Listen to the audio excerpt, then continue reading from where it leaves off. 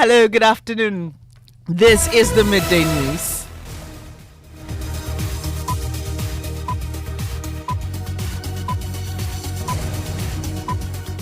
The news is live on Joy 99.7 in Accra, Love 99.5 in Kumasi. Affiliates across Ghana's 16 regions, including Jubilee Radio Keta, Sun City Radio Keta, Saboba FM Saboba, and A1 Radio Bolgatanga. We are live on Twitter Spaces, Facebook live stream, and my Joy Online interactive app. The Midday News is sponsored by Duraplus Ghana Limited, producers of quality PVC pipes and water tank. Where Duraplus goes, water flows. Coming up, expect no operational cut in government expenditure. Professor Bopping hints ahead of 2023 mid-year budget review as he says government lacks commitment to enforce this. If government was going to signal that, we should have seen that in the IMF program, because government preached one thing, that they were cutting on allowance, they were cutting on this, but it's not in the program. There's more as Guta calls for the cancellation of COVID-19 and special input levies post-2023 mid-year review. COVID levy came to solve a problem, and we were talked to and we accepted. And so once it is not there, it is only right that we take it out of the table. We'll take you to Parliament. Also, 15 billion cedis worth of financial irregularities uncovered by the Auditor General in the 2022 audit report of ministries and state agencies. More as the report admits it will be difficult to recover over 47 million cedis of the amount. We've got details, plus tell you why the Auditor General is directing GRA to take legal action against some oil marketing companies for failing to pay debt of over 300 million cedis. Also in this package, governing MPP bars ministers, MMDCE, CEOs of state-owned enterprises from acting as polling agents for presidential aspirants in the August 26 Super Delegates Congress. No delegate is entitled to more than one vote. That's why when you do the deduction and categorize it, you realize that the National Council Committee members will drop. We'll share the other guidelines announced by the party with you. And in sports, the Joy Sports team brings to you the mid-year thought leadership event, which is aimed at resolving the Ghana Premier League's low patronage. And Defence Minister Dominic Nitiwul assures the Ghana Armed Forces has no interest in staging a coup, urging Ghanaians who want change to do so when the country goes for elections next year. We cannot accept the use of force or arms by any individual or a group of individuals because they so have arms. Those days are gone. If there is a bad government, let the people vote out that bad government. Meanwhile, ECOWAS has issued a one-week ultimatum to the military regime in Niger to return the country to constitutional rule or they will be forced out. In the event the authorities' demands are not met within 1 week, take all measures necessary to restore constitutional order in the Republic of Niger. Such measures may include the use of force. We've got details of these and more here on the Midday News with me, Bernice, Abu-Baidoo, Lansah. Thanks for choosing us. This is Joy News, independent, fearless and credible.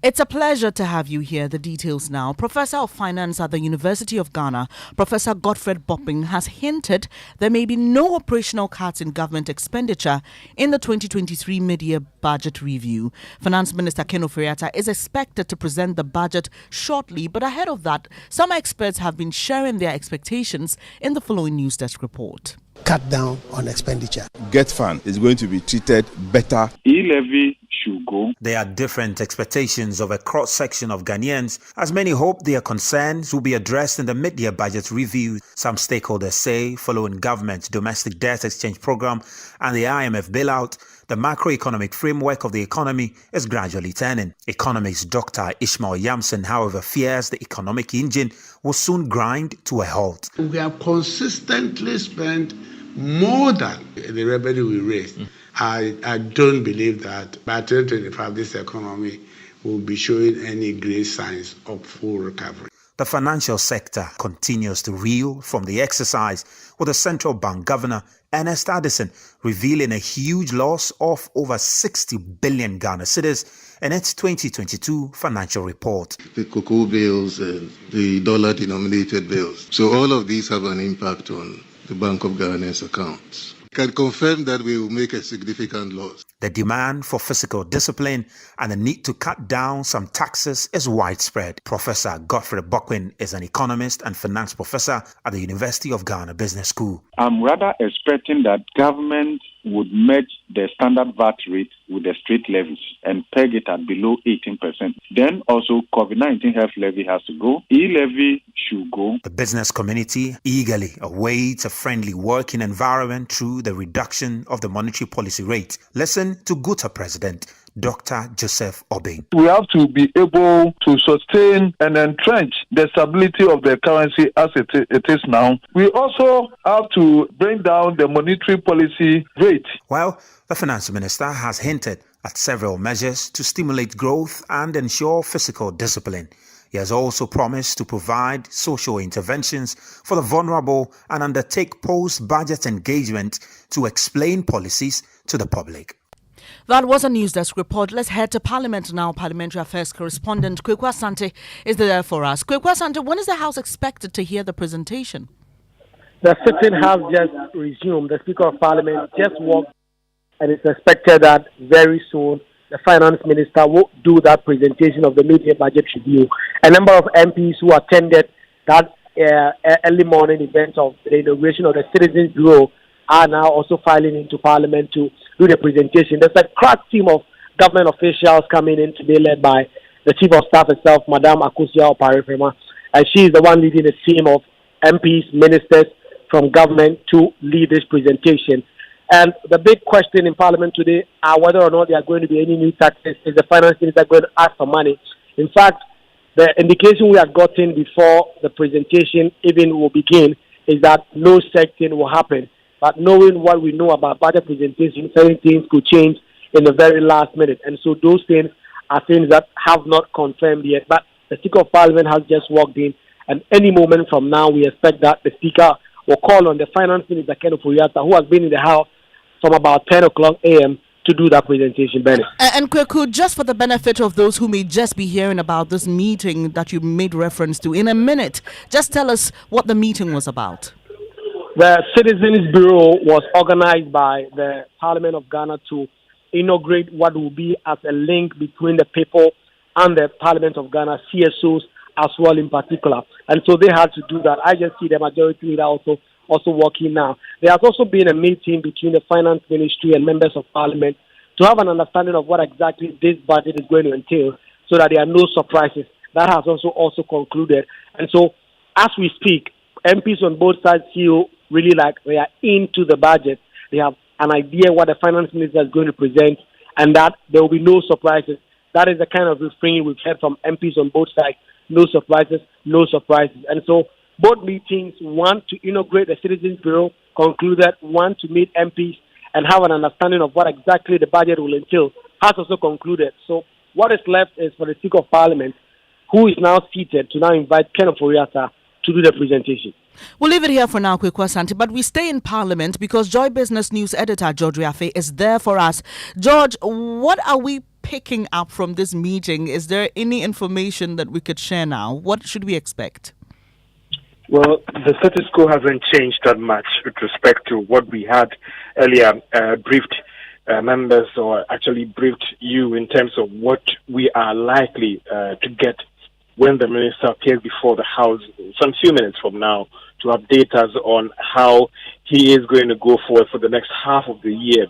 Basically, he's going to review the fiscal outlook for the next of the year and also update members of Parliament how things are fared for the full year, that is, in respect to the first 6 months of this year, and also going into the next final half of the year, what are things going to look like in terms of fiscal data.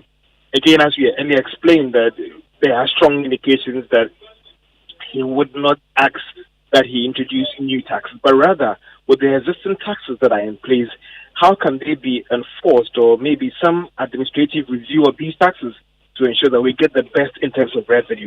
So nothing much has going to change in terms of what we have explained to you earlier on. But again, the caveat here is that if previous instances are anything to go by where things have changed last minute, from what has transpired so far, there wouldn't be a supplementary budget.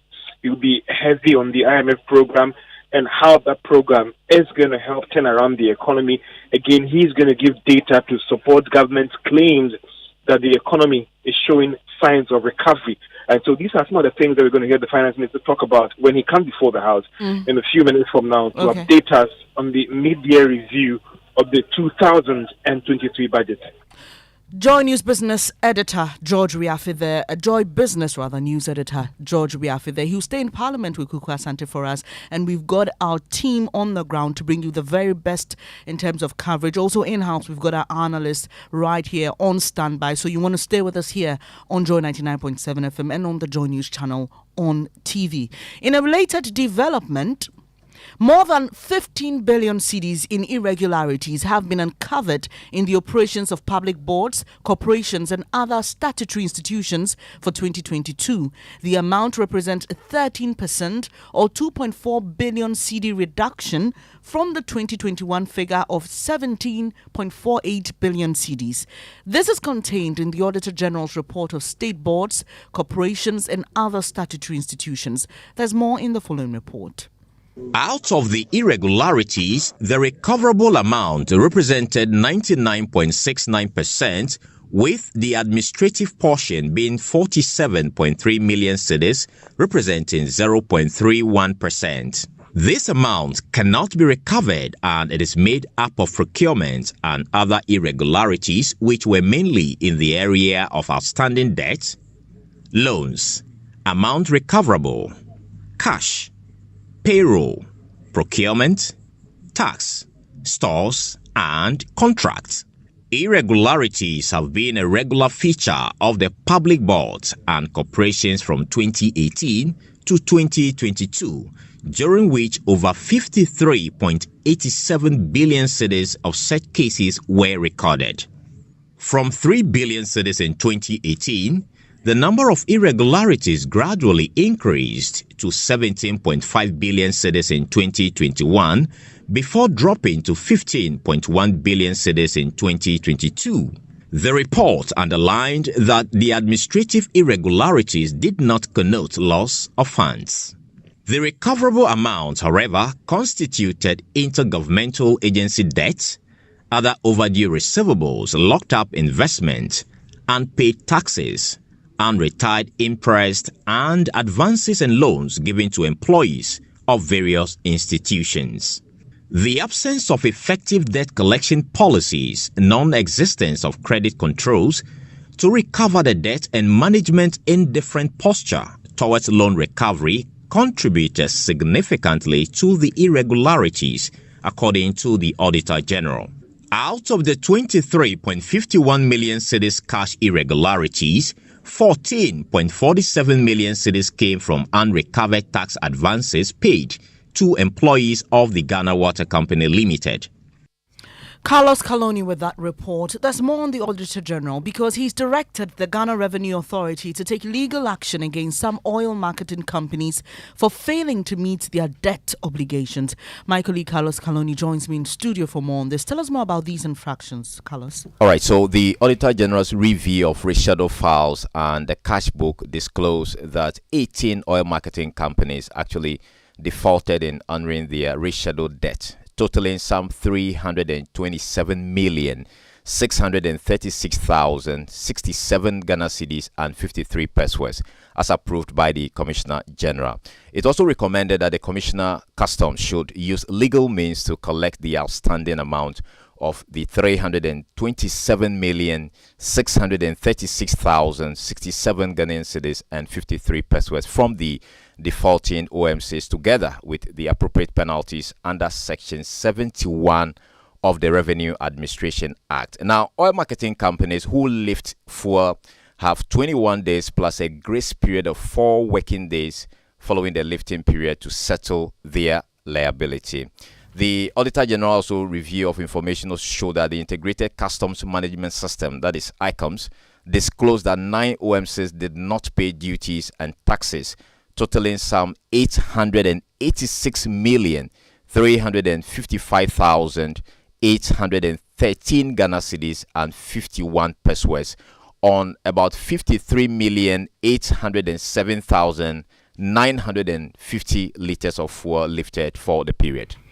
That's my colleague Carlos Caloni giving us details of a directive by the Auditor General to the Ghana Revenue Authority to take legal action against some oil marketing companies for failing to meet their debt obligations. This is the Midday News on Joy 99.7 FM. To some politics now. 7 ministers of state, metropolitan, municipal, and district chief executives, as well as chief executive officers of state-owned enterprises, will not be allowed to act as polling agents for presidential aspirants in the August 26 Super Delegates Congress of the governing New Patriotic Party. Also, all qualified delegates will be entitled to just one vote, regardless of dual roles they play. So, for example, if a minister doubles as an MP, he can only vote once. This is contained in the guidelines released by the party ahead of elections, which will trim the presidential hopefuls to 5. Colleague editor Elton Brobe joins me in studio for more on this. What are some of the additional measures adopted by the party? So we're speaking about one man, one vote. There's also the fact that the Electoral Commission would enforce and adhere to restricting delegates from taking their phones to the ballot booth. The Electoral Commission should also use complex serial numbers to avoid ballots being traced to voters. There's been concerns in the past where how certain people were voted, were traced, and they were discriminated. Now, the Electoral Commission should also deny influencers. I don't know who these influencers are. And macho men, according to the statement, access to the voting center. Again, the Electoral Commission should administer only walk-in standard practice. Presiding officers should not call out names of delegates in the queue to vote at the polling center. So these are some of the directives to the Electoral Commission ahead of the polls. And despite resistance by some of the aspirants, this will still be a decentralized election. How is it expected to be held in the various regions? So, for example, the Ashanti region will hold yes at the KNUST campus, Kumasi. The Ashanti region holds the largest voter population in this contest. Ahafo, Pastoral Center, Go. So, if we come to the, for example, Central region, Pampasia Hotel, Cape Coast, Greater Accra, Accra Senior High School, and there's also a special designated polling center at the party headquarters for some designated individuals. And finally, is there room for proxy voting? There will be proxy voting, and the deadline for the submission of application is Wednesday, 2nd August 2023 at 5 p.m. To successfully file for proxy, one should show proof of absence, evidence of travel outside the country, medical report, and other documents evidence. An affidavit must accompany every application. Proxy lists will be published in the newspapers for public information and verification. Any false affidavit, according to the statement, is a criminal offense and will be reported to appropriate authorities when a challenge is raised. Only delegates to the Electoral College shall have the right to vote by proxy, plus other elaborate conditions set forth by the party. You just heard editor here, Joy News Elton Brobe, spell out the guidelines announced by the New Patriotic Party ahead of the August 26 Delegates Congress. Now, Director of Elections of the party, Evans Nimaku, says the process has been structured to ensure fairness. But considering the fact that there are some people who fall in 2 or more categories, you don't repeat them. So you realize that the former General Secretary, who is a member of Parliament, who is a minister, would be voting in all these categories. And when you look at the party's Article 8, 36, which talks about the election of the presidential candidate, it tells you that no delegate is entitled to more than one vote. That's why when you do the deduction and categorization, that's Director of Elections and Research at the NPP, Evans Nimaku. He's also been saying that all concerns raised by the aspirants have been addressed. Now, a commercial court division of the Accra High Court has granted the Attorney General's injunction application against Cassius Mining Cassius Mining's $300 million international arbitration. Attorney General Godfrey Yeboah-Dame filed an application seeking an order of interim injunction restraining the mining firm, an Australian-owned one, from instituting or pursuing any arbitration outside Ghana under the Prospecting License Agreement dated December 28, 2016. Richard Kojo-Nyarko is in court for us. Richard, first, bring us up to speed on the background of this case. Well, so Bernice, it will be recalled that earlier in the year, Cassius Mining instituted international arbitration against the government of Ghana at the Permanent Court of Arbitration, claiming about $300 million, which was suspended following objection by the AG. Notwithstanding this, the Australian-owned company has made attempts at resorting to other international arbitration forums to pursue its quest of instituting international arbitration against Ghana. So faced with this legal stumbling block in the pursuit of this Court of Arbitration against Ghana, Cassius Mining, instead of returning to Ghana to continue with the ongoing arbitration, resorted to the Ghana Arbitration Center. And the court today agreed with the Attorney General and granted the injunction that was filed against Cassius Mining. And Richard, you're also awaiting the court's ruling on the submission of no case in a Maslock case. What's the update on that? Well, so Bernice, the court in a few minutes will be giving its ruling on the submission of no case filed by lawyers for the former CEO of Maslock, Ferdinand Ationu. The former CEO is being tried in absentia, and so the court has started giving its ruling, and we'll bring you up to speed on that. Finally, Assin North MP James Jachikwason is expected in court. Any update on that as well? That case is at 1 p.m. and we are expecting that the Assin North MP would be in court at 1. Richard Kojo-Nyarko joining us from the courts. This is the Midday News on Joy 99.7 FM. Is brought to you by Duraplast Ghana Limited. Just gone by, expect no operational cut in government expenditure. Professor Bopin hints ahead of 2023 mid-year budget review as he says government lacks commitment to enforce this. And still to come, Defense Minister assures the Ghana Armed Forces has no interest in staging a coup, urging Ghanaians who want change to do so when the country goes for elections next year. We cannot accept the use of force or arms by any individual or a group of individuals because they so have arms. Those days are gone. If there is a bad government, let the people vote out that bad government. Meanwhile, ECOWAS has issued a one-week ultimatum to the military regime in Niger to return the country to constitutional rule or they will be forced out. In the event the authorities' demands are not met within 1 week, take all measures necessary to restore constitutional order in the Republic of Niger. Such measures may include the use of force.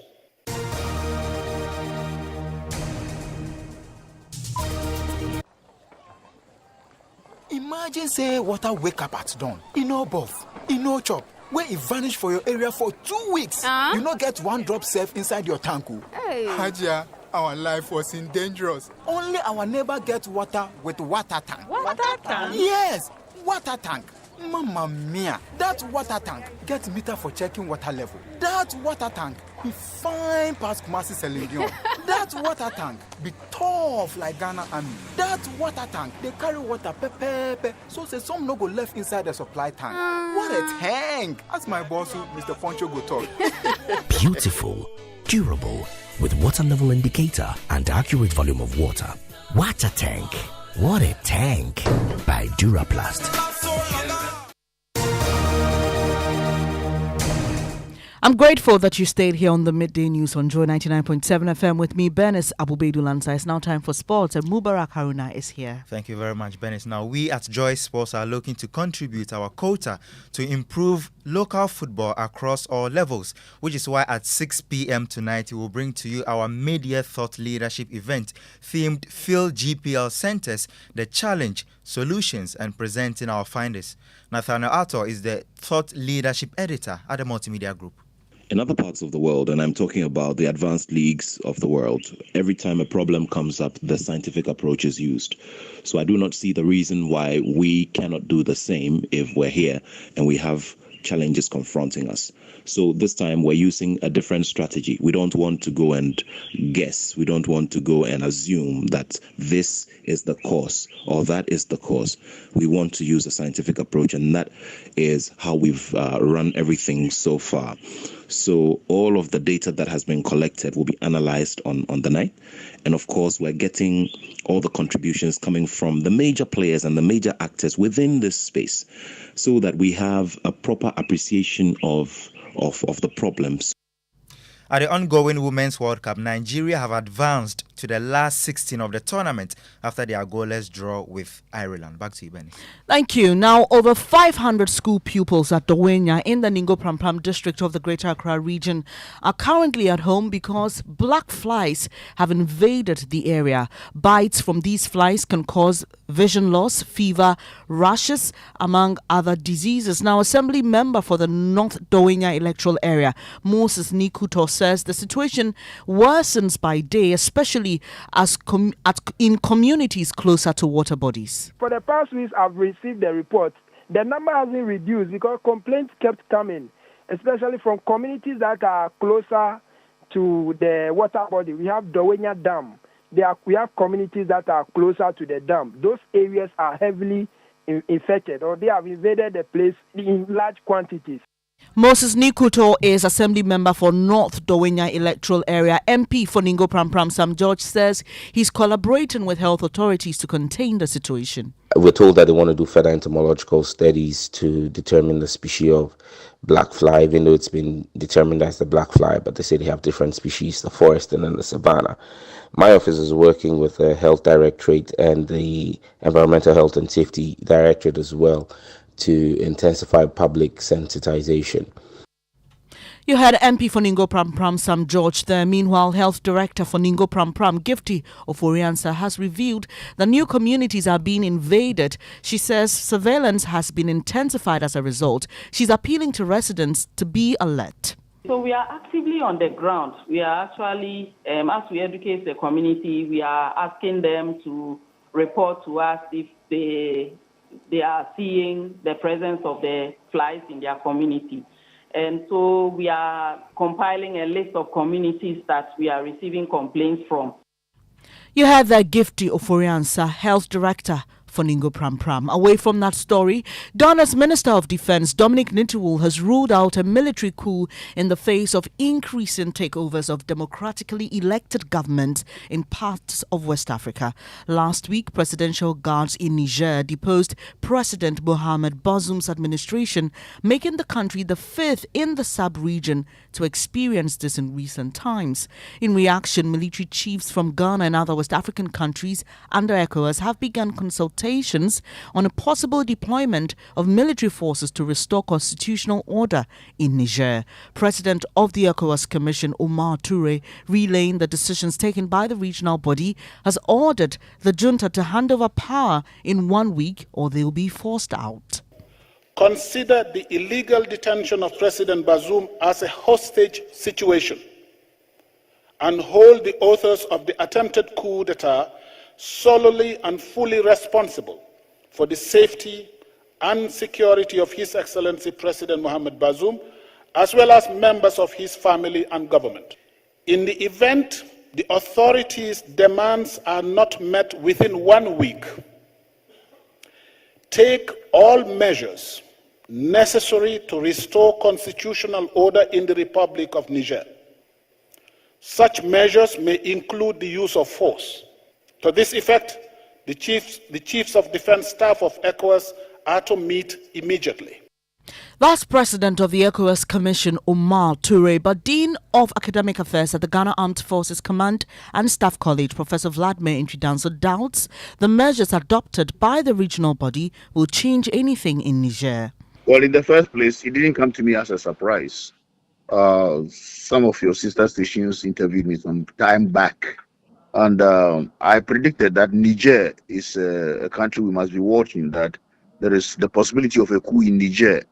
Because if I looked at the ground situation, I knew that there was always the possibility of a coup in Niger. So for me, it didn't come as a surprise, number one. Number two, what it means for the West African situation is, or the security situation in West Africa, is that we must now start understanding things that make for a coup. A region where all the ingredients for coups are always there. More so, the interventions that we are putting up in those areas are weird interventions. That's Dean of Academic Affairs at the Ghana Armed Forces Command and Staff College, Professor Vladimir Entry-Danso. So with the rising concern that stable democracies such as Ghana may fall victim to extremist activity, the Defense Minister Dominic Nichoul believes the Ghanaian military is professional and will not be interested in any coup d'etat. We're waiting for the direction from the commander-in-chiefs of the various armed forces across the globe. And if the decision is to use force, the armed forces of every country will contribute troops to use that force. I think that the most important thing all of us must know is that we cannot accept the use of force or arms by any individual or group of individuals because they so have arms. Those days are gone. No nation to accept that. If there is a bad government, let the people vote out that bad government. It's as simple as that. Let the people decide that I want Mr. A to be our leader through the ballot box. Especially like Ghana, it is dangerous to encourage individuals to use force of arms to take out a government. And we should not accept that in our nation. Not today, not tomorrow. That's Defense Minister Dominic Nichoul. He was speaking to us at a counter-terrorism exercise held in honor of the UK's Foreign Minister James Cleverly. And before we go, Joy Prime's cooking extravaganza, Big Chef Tertiary, on Sunday saw all 6 schools battle it out again in the kitchen, showing their prowess to win the hearts and marks of the judges. As usual, they were given a task, and this time it was to prepare jam and pancake. They had 45 minutes each to execute that task. At the end, when presentations were all done, judges expressed their disappointment towards their performances. Due to that, there was no one who was crowned Star School of the Day. So we are going to prepare jam today. So you have all the various ingredients you have to prepare a particular jam, a unique jam. We are looking at you getting us pancakes too as well. Time begins now. Don't work in a messy environment. Clean as you go. Clean as you go. Accra Technical University, present your food to us. One of our pancake is Michilo's pancake. I love the taste of your jam. Thank you, sir. But I didn't really enjoy your pancake. So that we have rough pineapple jam and then fruity pancake. Master Technical University, please. Okay, so we have for you a fluffy lemon pancake with kaba pine jam. The cabbagey feel, I'm not having it. Okay. Are we still going to have a Star School regardless, or you're scrubbing it off today? We're going to scrub it off today because they have all disappointed us. Well, you can make a date this Sunday to catch another edition of Big Chef Tertiary. That's how we end this edition of the Midday News, sponsored by Duraplast Ghana Limited, producers of quality PVC pipes and water tank, where Duraplast goes, water flows. Do stay with us. We will be bringing you the live coverage of the mid-year budget presentation by Finance Minister Ken Ofori-Atta. But there's more news when you log on to myjoyonline.com, including PwC 2023 Ghana Banking Survey. 92% of banks without government control say losses from DDEP was their biggest pain. I'm Bernice Abu-Baidoo Lansah. Thanks for your company.